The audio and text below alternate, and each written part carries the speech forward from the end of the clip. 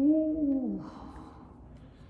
If someone would ask me what would be the most nervous video you've done on this channel, or as a coach coaching something, I would say about this topic, about the topspin, the loop spin, blah blah blah, loop spin, Jesus, about the loop and topspin and all that. See, I'm nervous. I'm gonna do this well. We're gonna do this well.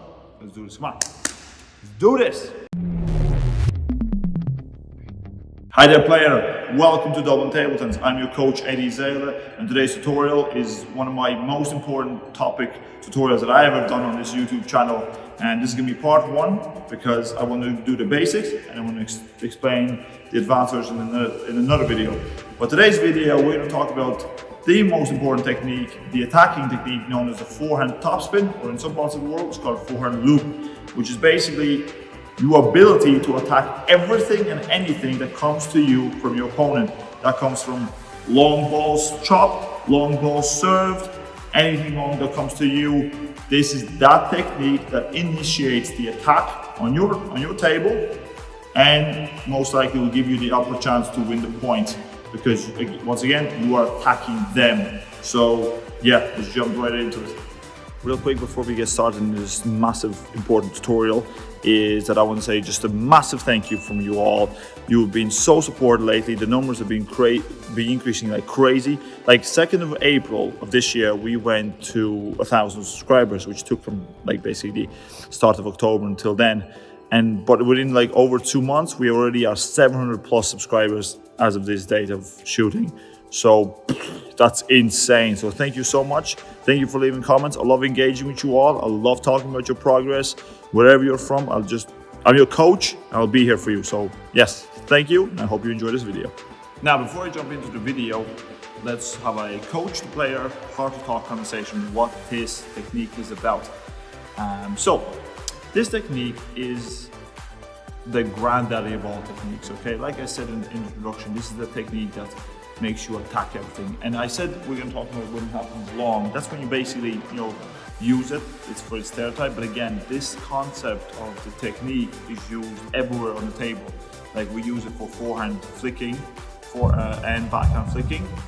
And we're just now gonna create that into the bigger version, to that next level that's gonna make you able to receive spinny serves, long serves, could be middle of the table. As long as the ball bounces long with the second bounce over the table, you'll be able to use this technique and pounce on them and attack them, okay? In this video, I'm going to talk about the looping aspect, okay? In the professional world, we call it forehand topspin, this fast, spinny shot that all the pros do it. When you go on like compilations of table tennis on YouTube, this is the technique, right? But today we're going to talk about the looping, which is the foundation, which is the base where you use, and then you grow within that technique. And the reason why this is more important than anything in terms of its foundation is that this technique works particularly if you have confidence, okay? Forehand drive, you can do it with your eyes closed. I've done it, I've shown a YouTube tutorial when I did it. Forehand topspin, however, it's much different. Like you can do 1,000 of these and hit all 1,000 on the table, but you'll never perfect it. And basically why? Because every shot that comes to you will always be different height, different spin variations, different bounce on the table. Like everything is always gonna be different. There's like, even on a robot, if you send the ball to you, the ball will still more or less be a millimeter off and stuff like that. And that always creates different adjustments. So I'm gonna break down how to receive anything that comes at you in this technique. And yeah, please leave me any comments below, because I'm gonna do a part 2 of this, the advanced version, and how to like strengthen that technique. And yeah, I think part 2 will be the final one. Okay there, player. Usually we start off with showing the technique of the arm first, or the placement of your footwork and stuff like that, which is important techniques, but I believe that for this specific technique, we need to focus on the angle of the racket first and the connectivity of your ball rather than those two things. And most coaches probably won't agree with me with this, but I believe this is the correct way, because it's not the arm swing that gets the ball over the table per se. It's more the connectivity of the angle. And what I mean by that is when you have backspin or side spin coming at you, right, whatever way it's coming, but not topspin, this technique, what it does, it counter spins everything and anything that's on this ball, okay? So the angle is very, very important in this. So when you're playing normally, your angle is about like this. You don't kind of slant it just about so you don't see the front of the rubber, okay?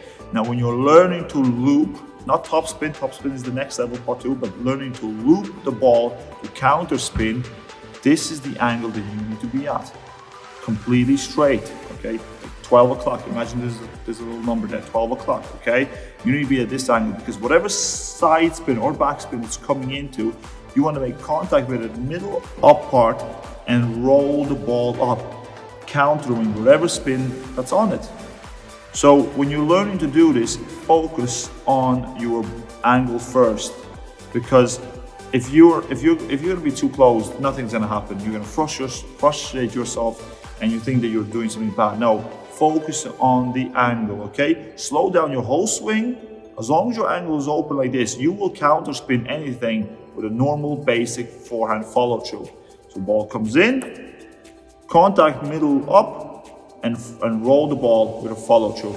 Remember, when the ball is in backspin motion, the physics behind it is that it's going to rise up, and reach its peak, and then going to go down. So you have a lot more time than you think. So you don't need to panic about it and rush this. Topspin, however, is the opposite. Loads of people think the topspin is more like straight rocket. It's not even. It's actually worse than that, because when it reaches to topspin, the high peak is very, very limited option for you to hit it, and the ball will go down straight away. So rather going forward, like a rocket, it's going to go down straight away. Backspin's opposite, so you have a lot more time for the ball to go up, peak, and then drop down. When you're learning about the angles, there's 3 levels. Level 1, 12 o'clock. Level 2, 11 o'clock. And level 3, 10 o'clock. Level 3 is that advanced professional version where whatever spin they are being, faced it up against from the opponent, this is the angle they'll use to create hella topspin and hella speed on it. But before you do that, you need to grow on 12 o'clock to learn the idea of counter spinning, and then 11 o'clock to learn to control and speed of it. And then you can journey yourself back to level 3, which is the advanced version. So the angle is the first important thing. The second most important thing about this is the difference between a forehand drive with forehand top spinning and looping is the arm placement where you start off, okay? So your other position is fine, put your footwork left forward, right back, if you're right-handed, and the opposite if you're left-handed. This is the same, okay? But the second step is purely focusing on this arm over here you're playing on.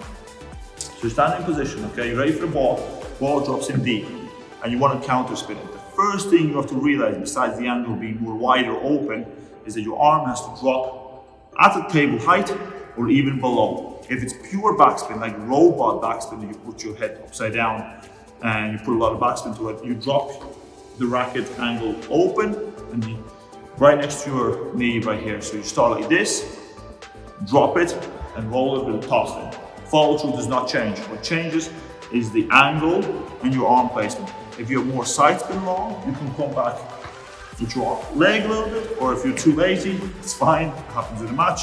You put your arm a bit more wider and at the back of your heel, a little bit behind you, and again, rotate a bit, out, and follow through inwards. But the main part of this section right here is to learn to drop your arm. And as soon as I drop my arm, open your angle more, okay? You're not that level yet to be driving the ball and topspinning the ball with the same angle. Open it up, it's fine, don't rush yourself. Get the ball over the net, then go back to drive, because once someone loops, either your opponent or yourself, the attack of the rally starts. So you're only going to be looping once unless someone again slices the ball with backspin or it hits the net, and then that changes. But in a normal rally, when someone topspins the ball from backspin or from side spin, the rally starts. Close your racket and get involved in the rally. Also, nothing changes in the connectivity in terms of that you still make contact in front of you. Don't make the looping contact on the side of you. It's going to be harder. You're going to tilt backwards. You can injure yourself. Trust me, you can.